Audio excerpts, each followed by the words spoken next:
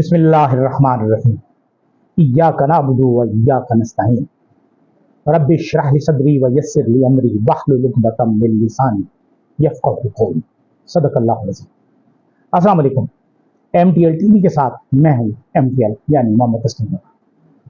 खबरों, तबसरों और तज्जियों के इस चैनल पर आप हमारी गुफ्तगू सुनते हैं और हमारे तबसरे नए अंदाज से होते हैं, नए तज्जिए, नए ज़ावियों के साथ।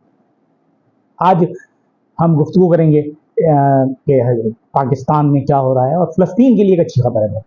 लेकिन इससे पहले मेरी गुजारिश है आपसे कि अगर अभी तक आपने हमारा चैनल सब्सक्राइब नहीं किया तो चैनल सब्सक्राइब करें, उसके बाद बेल आइकॉन पे बटन दबाएं और उसके बाद लाइक और शेयर करें ताकि हमारी आवाज़ ज़्यादा से ज़्यादा दोस्तों तक पहुंच सके। फ़लस्तीन मज़ालिम का शिकार 38,000 से ज़ायद फ़लस्तीनी शहीद हो चुके हैं, जिनकी तादाद अभी तक मालूम है, और उसमें से कई हज़ार ऐसे हैं मज़ीद जिन्हें बेनामी दफना दिया गया, इज्तिमाई कब्रों में दफना। बहुत बुरी बुरी खबरें। लेकिन कल अक़वाम मुत्तहिदा से बहुत अच्छी खबर आई। अक़वाम मुत्तहिदा की सलामती कौंसिल में तो फ़लस्तीन की रुकनीत की करारदाद को अमेरिका ने वीटो किया था। अब जनरल असम्बली ने उस करारदाद को मंजूर कर लिया है कि फ़लस्तीन को मुस्तकिल रुकनीत दी जाए। इसमें तकरीबन 177 के करीब ममालिक हैं, जिनमें से 143 ने हिमायत की, 9 ने मुखालफत की और 25 जो थे वो इसमें गैर जानिबदार रहे। अब फ़लस्तीन का क्या मुस्तकबिल बनता है, उन्हें अक़वाम मुत्तहिदा की रुकनीत मिलती है नहीं मिलती, अभी तो वो कहते हैं ना, हुनूज़ दिल्ली दूरस्त। लेकिन बहरहाल उम्मीद पर दुनिया कायम है। फ़लस्तीन के मज़लूम अवाम मुसलमानों और मुसलमान हुक्मरानों से, मुसलमान हुकूमतों से और हुक्मरानों से इल्तमास कर रहे हैं, गुजारिश कर रहे हैं, रिक्वेस्ट कर रहे हैं कि वो उन पर होने वाले जुल्म के खिलाफ आवाज़ उठाएं। जितनी आवाज़ गैर मुस्लिम ममालिक से उठाई जा रही है फ़लस्तीनियों के लिए, उसका तो अशरे अशीर भी मुसलमान ममालिक से नहीं उठाएगा। लेकिन बहरहाल उम्मीद पर दुनिया आए। दूसरी तरफ हम पिछले 1-2 महीने से जो शोर सुनते थे, बड़ा शोर सुनते थे पहलू में दिल का, तो सऊदी वली अहद शहज़ादा मोहम्मद बिन सलमान, जिनका दौरा पाकिस्तान 19 तारीख से तकरीबन शेड्यूल था, वो फ़िलहाल उसे मुअख्खर कर दिया गया है, मनसूख नहीं किया गया, फ़िलहाल उसे आगे ले जाया गया। अब वो आएंगे, जब आएंगे तो फिर उसके बाद देखेंगे कि वो कितने अरब डॉलर के इन्वेस्टमेंट पर गुफ्तगू करते हैं या कितने इन्वेस्टमेंट पे बात होती है, मुआहदे होते हैं। फ़िलहाल तो उनका एक वफ़द आया था जो सरमायाकारी के हवाले से था, लेकिन जो ज़मीनी हक़ाइक़ होते हैं वो बहुत मुश्किल होते हैं। ज़मीनी हक़ाइक़ को तस्लीम करना हर एक के दिल गुर्दे की बात नहीं होती, और ये ज़मीनी हक़ाइक़ जो हम शुतुरमुर्ग की तरह रेत में मुँह छुपा कर समझते हैं कि शिकारी चला गया, या कबूतर की तरह हम आंखें बंद किए हुए हैं, ये ऐसे नहीं चलेगा। हमारे शुतुरमुर्ग जो है उन्होंने तो रेत में अपनी गर्दनें घुसा दी हैं, जबकि हमारे जो कबूतर बैठे हुए हैं वो सिर्फ गुटर गूं कर रहे हैं, आंखें बंद किए हुए हैं कि हमें पैसा चाहिए, हमें पैसा चाहिए, हमें पैसा चाहिए। उनकी तो शक्ल पैसा मांग मांग के भिखारियों जैसी हो गई।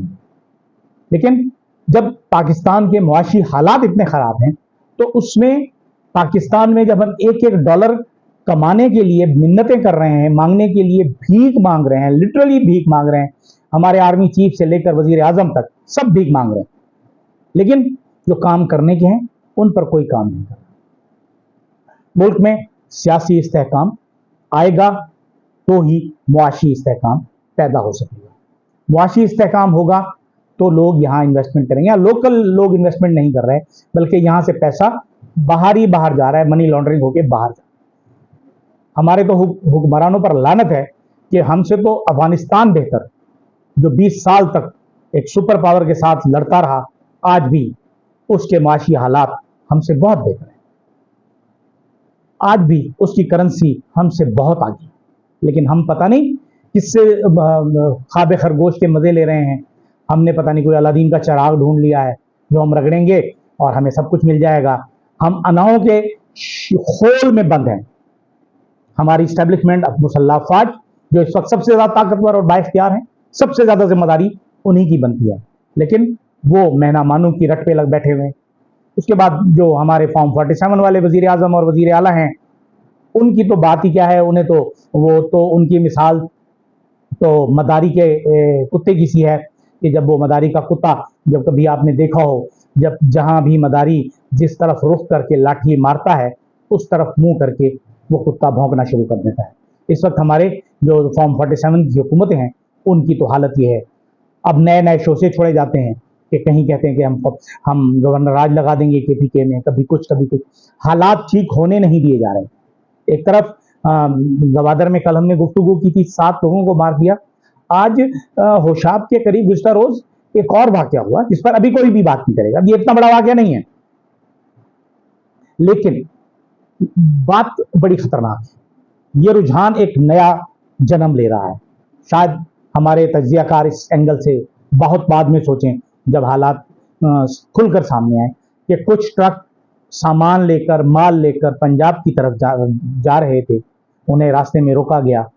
रोकने के बाद कुछ क्या थे, बहुत सारे ट्रक थे जो पंजाब सामान लेके जा रहे थे, उनमें से सामान उतार कर उसे जला दिया। आज ये बहुत खतरनाक रुझान पैदा हो रहा है। फिर हम कहेंगे कि हम बलोचों को मारेंगे, हम उन्हें अगवा कर लेंगे, हम उन्हें कत्ल करेंगे, हम उन्हें लापता कर देंगे। फिर रिएक्शन में दहशतगर्द जो पंजाबी मजदूर बेचारे होंगे उन्हें कत्ल करेंगे। लेकिन रियासत में ठीक नहीं होना। जमीन जुम्बद ना जुम्बद गुल मोहम्मद। इन्होंने अपनी वही हालत रखनी है, वही आदत रखनी है। क्या होगा, कैसे होगा, इनको कैसे ठीक किया जाए, आज भी मौका है। ये सिर्फ रिक्वेस्ट ही की जा सकती है, इल्तिजा ही की जा सकती है। हमारे जो ताकतवर हल्के हैं, बिलखुसूस हमारे आर्मी चीफ और उनके साथ के जो लोग हैं जिनके इख्तियार में सब कुछ है, सर बार बार कहते हैं कि आप अपनी अनाओं के खोल से बाहर आए, खुदा के वास्ते अनाओं के खोल से बाहर आए। इस मुल्क से ज्यादा कीमती कोई चीज नहीं, पाकिस्तान से ज्यादा कीमती कोई चीज नहीं है। अगर खुदा ना खास्ता पाकिस्तान को कुछ हुआ तो आप भी नहीं रहेंगे, मैं भी नहीं रहूंगा, हम खुद कुछ नहीं रहेंगे, हम सब गुलाम हो जाएंगे। हमारी 90,000 फौज अगर हथियार डाल सकती है तो ये 5 लाख भी डाल सकती है, मसला नहीं है। मसला ये है कि जब अवाम आपके साथ होंगे तब ही लोग लड़ सकते हैं, फौजी लड़ सकते हैं। और हालात ऐसे हैं कि आम आदमी अब फौज से मोहब्बत नहीं कर रहा। फौज की इज्जत उसकी नजरों में वक़्त वो नहीं है जो आज से 10 साल 15 साल पहले हुआ करती। हम एक तरफ हम बलूचिस्तान की बात कर रहे हैं, फिर केपीके में जो कुछ हो रहा है बड़ा खतरनाक रुझान है कि जी गवर्नर राज लगा दिएंगे। अब आमने सामने आ रही हैं वफाकी और सूबाई हुकूमतें। फिर जो सबसे अहम एक मसला एक और पैदा हो गया, जीबी में तो खैर अनरेस्ट है ही है, बदअमनी है ही है। अब जो आज़ाद कश्मीर में शुरू हो गया है, इसे क्या कहेंगे, इसे आप क्या कहेंगे? क्या आप अपने मुंह पर यह कालक भी मलना चाहते हैं कि जो 75 साल से आप भारत के खिलाफ प्रोपेगेंडा करते रहे हैं, आज वही प्रोपेगेंडा भारत को करने का मौका मिल गया है। आप लोग बैठकर बात नहीं करते। आपके असिस्टेंट कमिश्नर के साथ जो कुछ उन्होंने किया वो एक ट्रेलर था। ये बहुत खतरनाक रुझान है। खुदारा इस रुझान को रोकिए, लोगों की इज्जत करना सीखिए। सब लोग आपके गुलाम नहीं हैं। फौज का मुलाजिम और सिविलियन, इनको ट्रीट करने के लिए मुख्तलिफ अंदाज अपनाए जाते हैं, मुख्तलिफ रवैये अपनाए जाते हैं। आपका फौजी सिपाही आपका हुक्म मानने का मजाज होता है, आप हुक्म देने के मजाज होते हैं। सिविलियन अपने सिविलियन कवानीन के तहत, सिविलियन हुकूक के तहत बात करता है। ये आपको सोचना है। जनरल आसिम मुनीर साहब, खुदा के लिए इस मुल्क को बचाने के लिए अपना किरदार अदा कीजिए। एक लम्हे के लिए अगर आप एक कदम पीछे हटते हैं और वो कदम मेरे इस मुल्क को बचा लेता है तो आप इस मुल्क के मसीहा बन जाएंगे। खुदारा गोरबाचोफ बनने की जरूरत नहीं है। अल्लाह आपको गोरबाचोफ बनाने से बचाए, हमारी तो दुआ है। बाकी जो आपका अमल है वही इसका फैसला करेगा कि आपके साथ तारीख क्या करती है। क्या आप जनरल बाजवा के साथ खड़े होते हैं तारीख में, या आप कोई नेक नामी अपने साथ ले जाते हैं। इजाजत दीजिए, अल्लाह हाफिज़।